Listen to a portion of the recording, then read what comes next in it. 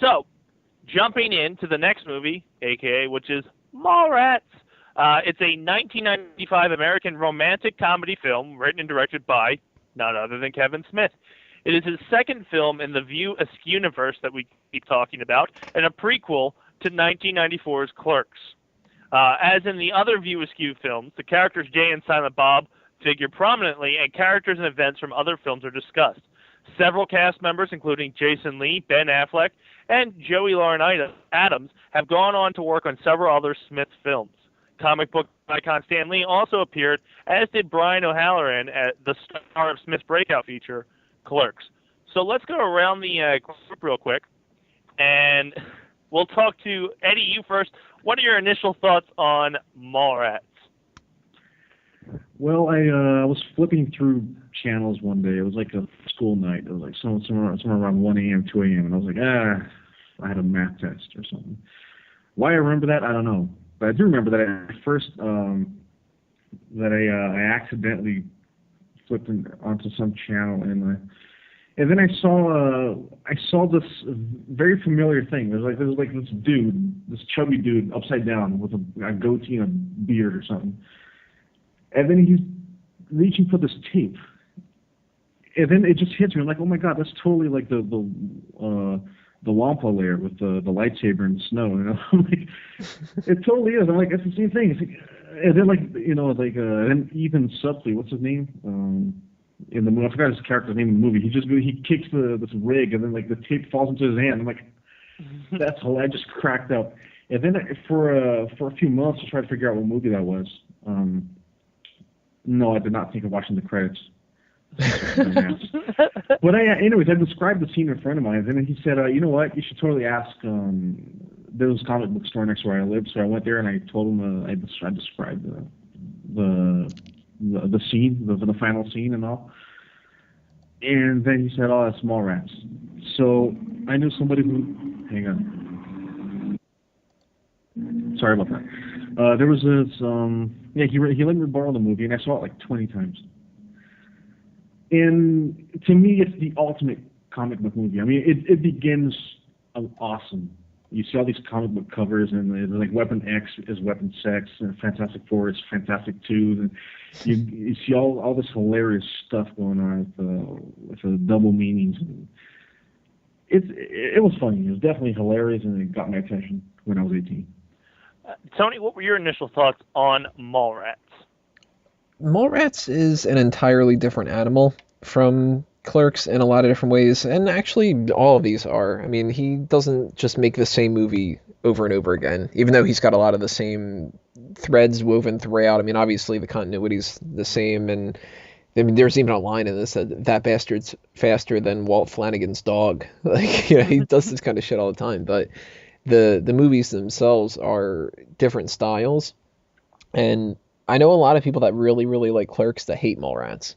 I am not one of those. I actually really, really like Mallrats too. Not as much as Clerks, if I have to be honest about it. But there's lines in Mallrats that are funnier just in 2 seconds than an entire diatribe in Clerks could be sometimes. Mallrats is a movie that I watched because I had loved Clerks so much, and I was just like, I gotta watch everything that this guy does now, until he proves me to be like, oh, well, that he only did the one movie that was good and the rest suck. I'm looking at you, M. Night Shyamalan.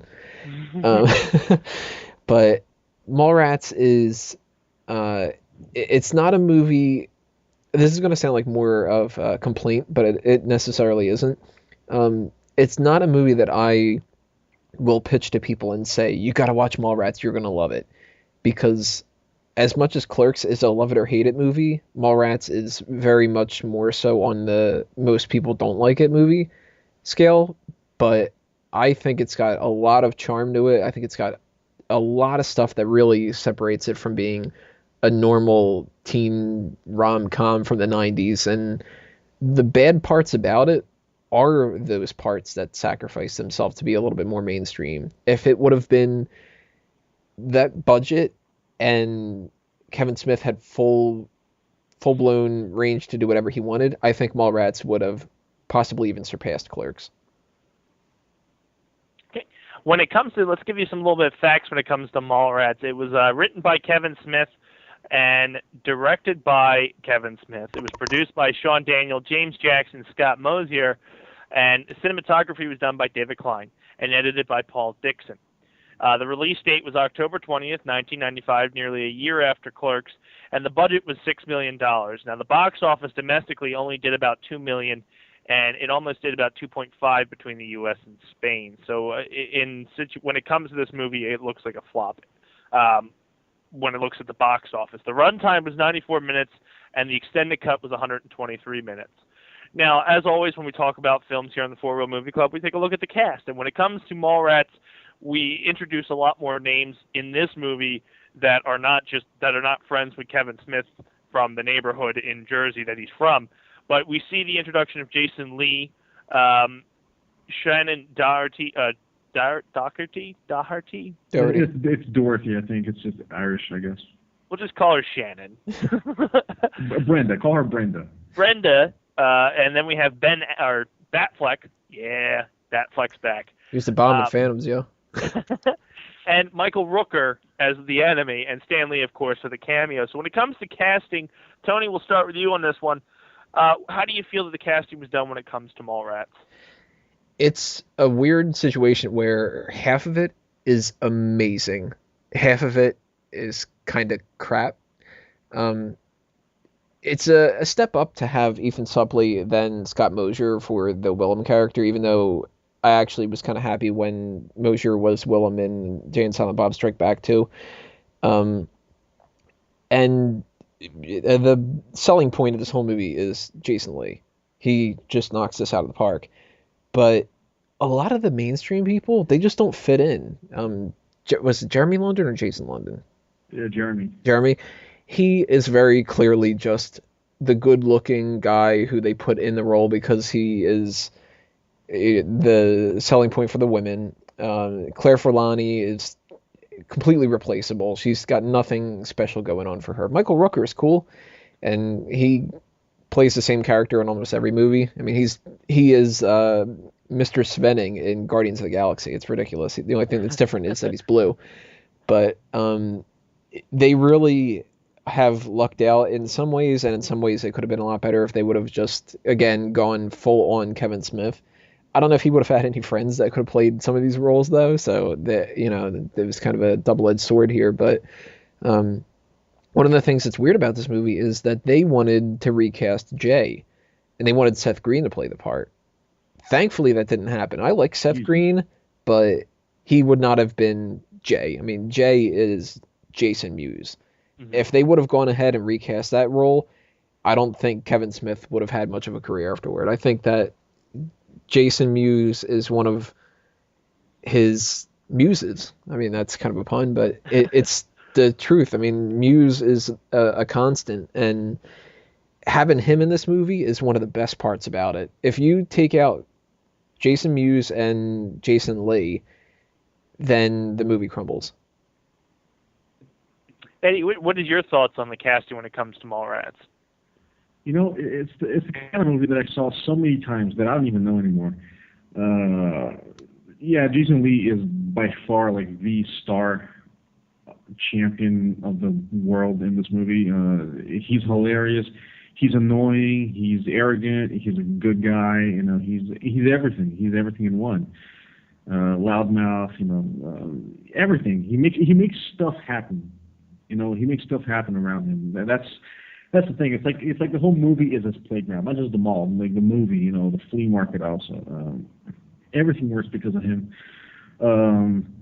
I have no objections towards Claire Forlani. I think she is fucking hot. Can we say F word? Oh yeah. Fuck yeah, we can. She is fuck. I would so like give one of my testicles away for her. I totally would. I thought she was fucking hot. Anyways, in a good way, not like I want to destroy her kind of way. You know what I mean? Anyways, try to save face here.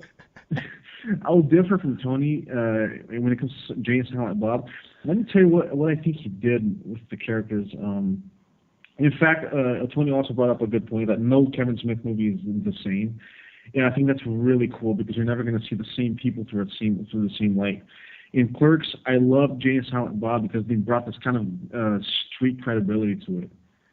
You know, in Mallrats, they're just kind of silly. I just got that impression that, you know, especially with the Wolverine thing. Like, you know, Jay never struck me as a comic book guy. You know, he seemed more like I don't know, you know, likes his weed, likes his metal, and that kind of stuff. And then he's all like, yeah, Wolverine, and then Silent Bob's like, yeah, you know, doing the Force kind of thing.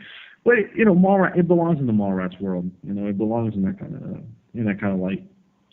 So I guess this wasn't really a casting thing, but I'm not sure I would have minded if Jay and Silent Bob had less of a role in the movie. And as far as the rest is, sometimes I don't know, like some actors are a little bland, like Trish. No, she's a dish. Yeah, I kind of useless. LaForce, I didn't get the point of LaForce. Things are too slapsticky sometimes. I don't think LaForce did it for me. Even Siqueira is hilarious. Ben Affleck is awesome. In Kevin Smith movies, Ben Affleck is always awesome. So I guess that's it for the casting. Pretty much I loved it, but when it comes to like I said, the reception, Mallrats was the subject of much critical like hate when it comes to it because they compared it to Clerks and what they were expecting from Kevin Smith. Robert Ebert was even quoted as saying that before Mallrats was released, I chaired a panel that Smith participated in, and Kevin Smith cheerfully said he'd be happy to do whatever the studios wanted if they paid for his films. At the time, I thought he was joking. Kevin Smith responded by apologizing for Mallrats at the 1996 Independent Spirit Awards, though he later stated that the apology was made in jest. Nevertheless, the film developed a strong cult following after it was released on video, and of course, Jason Lee was obviously received a lot of praise for his character, and you would see he goes on to be in both Chasing Amy and Dogma later on in the Four Real Movie Club movies that we'll be discussing. The question I have for you guys is, obviously, it didn't do so well at the box office, only grossing $2 million with an additional $330,000 from Spain when the budget was $6 million. Why do you think this movie had such a strong cult following after it was released to home movie and didn't do so well in the box office? Tony, we'll start with you. I think Kevin Smith is somebody who doesn't necessarily rub people the wrong way, but he's a tough sell for people that don't know what they're getting into. And when you take something like Clerks, it's got its audience, and it's not really mainstream. And, you know, you luck out every once in a while when it comes to independent movies. But if you try to market something as being smarter than the average moviegoer is, they get a little bit insulted. And if you dumb it down to the average moviegoer and it doesn't live up to being dumbed down, then they just get pissed. And Mallrats is a movie that it's too slapsticky in some ways to kind of appease them, and then it goes into these wild tangents that are the reason why it's got that cult following. I mean, I love Mallrats not for the jokes of like pretty much anything with Jeremy London's character and the Svennings and whatever. I mean, you can get rid of the majority of that stuff and I will not really care all that much. I love it for stuff like Brody being pissed at the kids back on the fucking escalator again.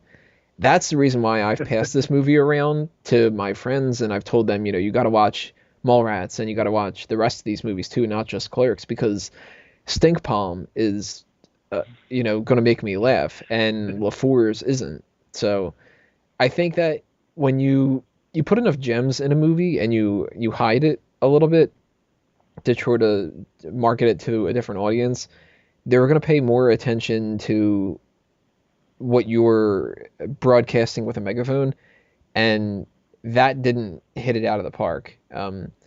So it took for people to dig out the gems a little bit of time for it to be able to build up that kind of an audience.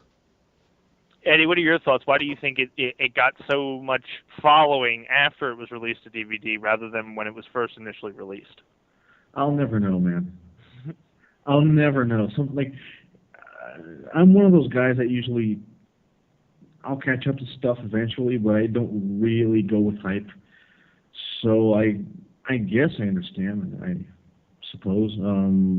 Like it took me 2 years to watch The Matrix. It took me a while to watch all three Indiana Jones movies. I was like 16 by the time I watched all three of them. But when I did, I loved it. So I don't really know why particularly Mallrats didn't do as well when it came out. Maybe it was just the wrong time. Maybe it was marketed under a different light. Maybe it was marketed as I guess they might have been unsure whether to say, hey, from the director of Clerks. Maybe that wasn't the best way to go about it. Maybe they should have said the tagline should have been like, I don't know, like a comic book fans like a wet dream of a movie, stuff like that. And if I'm not mistaken, it was Stan Lee's first cameo. Am I right? I think it might be. It's the first one that I can remember, like the oldest. Yeah, like I've never seen Stan Lee in any other movie earlier than that one. So I'll never understand marketing, and I'll never understand why some things work or they don't work. To me, it's just pure fate. I don't know, destiny. It turns out that these are all connected to the Marvel movies, and Mallrats is actually just like a prequel to Avengers 3 or something.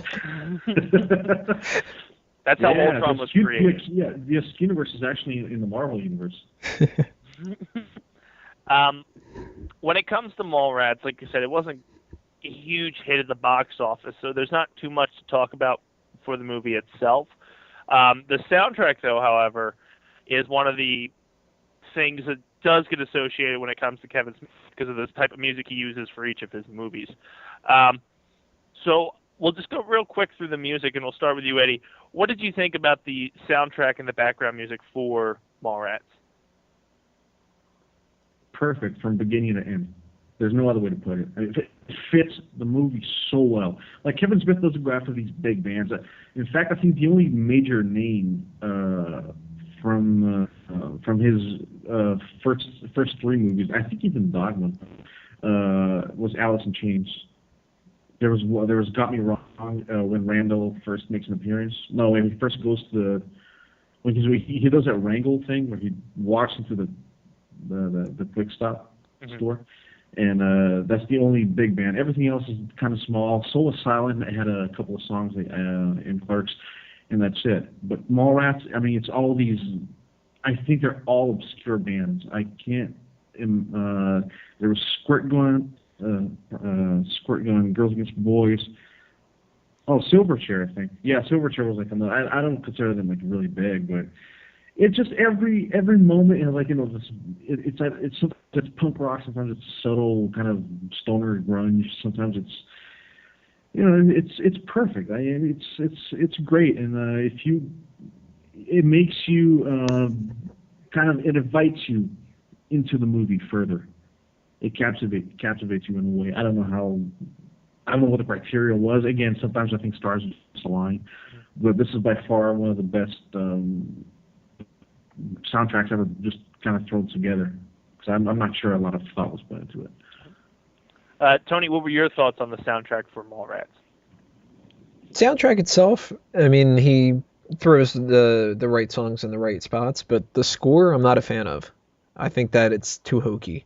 Especially the one scene at the very beginning where the TS and Brandy characters are breaking up. It's so over the top, and it really, excuse me, it really beats you over the head with the idea that it's trying to be a mainstream romantic comedy, and I don't like that at all. I much rather would have been happy with a serenade from Berserker or something in that scene. I want to make fuck to you, Berserker. As we roll on here through the Four Wheel Movie Club, we come to the end of Mallrats. So as usual, we're going to ask you what your high point, low point is when it comes to the movie, and what you would rate it on a scale of 1 to 10.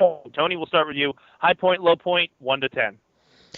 Low point, I was going to say Shannon Doherty, but I shouldn't say that. The slapsticky nature is definitely the low point of it, and the mainstream appeal that doesn't cross over 100% with myself. Favorite scene, high point kind of stuff. I do love that escalator stuff. I even love simple things like holy shit if it isn't Mon Frere. Um, but there's two little things that I really love about this movie. One is very, very obscure in the background, kind of, and it's when they're going through the schematics of their blueprint plot to take down LaFours, and the little things that are written on there, like Jay's written, he's drawn arrows to LaFours, and it says LaFours all dumb and shit. That's something that I fucking love. And they actually sell a poster of that. I want to get that at some point. But if I'm going specifically a scene, it's got to be Schooner.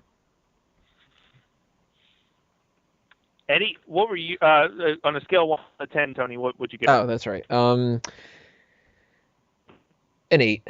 There's flaws to it, of course, but I still love Mallrats. I can still pop that in and watch it whenever. Sweet. Eddie, what were your high point, low point, and a scale of 1 to 10? What would you give Mallrats? Yeah, low point. The score of the movie sometimes is just kind of cheesy, especially that whole when Brody asked Jay, "So how do you plan on pulling this off?" And then he's like, I'm gonna do this. How does he put it? Like a Wolverine or whatever. He's like, yeah, I wish I called you Logan. He's like, no, Wolverine. And then you hear this cheesy, like, kind of swiping and slashing, and I'm like, man, don't do that. Yeah, just the occasional slapsticky kind of thing doesn't work. The only one that really kicks ass is when Silent Bob realizes I think he's gonna fall or something. And then he looks at the camera and he raises his eyebrows like, here I go. And then he falls. Or something like that. Remember he was upside down? Is that what happens when he falls? But he looks at the camera and he gives this hilarious, like, eyebrow raising, and then he falls. It's very cartoony. And it works. I think Kevin Smith's he's a better comedian than he seems. High points, Joey Lauren Adams' tits. Pretty cool. In fact, I think that was a movie where Kevin Smith and her actually ended up hooking up and dating for a while. What else? There were several high points. I love the comic book covers. They're awesome. In fact, I downloaded a lot of images from online because there's some fairly good scans of them, and I had them as a wallpaper for a while. I never did switch to another one. Soundtrack kicks ass. Brody is awesome. I think it's one of Jason Lee's best roles ever. Second to Banky from the next movie we're going to talk about. I'd give this movie, like 10 years ago, I would have given it like a 9 or a 10. I'll give it a 7 because sometimes I didn't dig the. No, I'll give it an 8 because there was that the pair of tits with the 3 nipples. There you go. Sorry, my bad. Almost. Holy shit! What the? I almost missed out on that one. I'm sorry. I'll give it an 8. So you saw 2 pairs of tits. That's pretty cool. And I forgot that actress's name, but she was kind of a MILF, but nice tits. Really nice. Doesn't that classify as 2.5 pairs? What? I want to thank everybody who's been hanging in with us. We're finishing up Mallrats now, so if you're listening live, we'll be moving on to our next movie here on the For Real Movie Club, which is Chasing Amy. If you're listening on YouTube, make sure you click the link and head over to the next video, Part 3, where we will be talking about Chasing Amy. And here we go, rolling into the next one.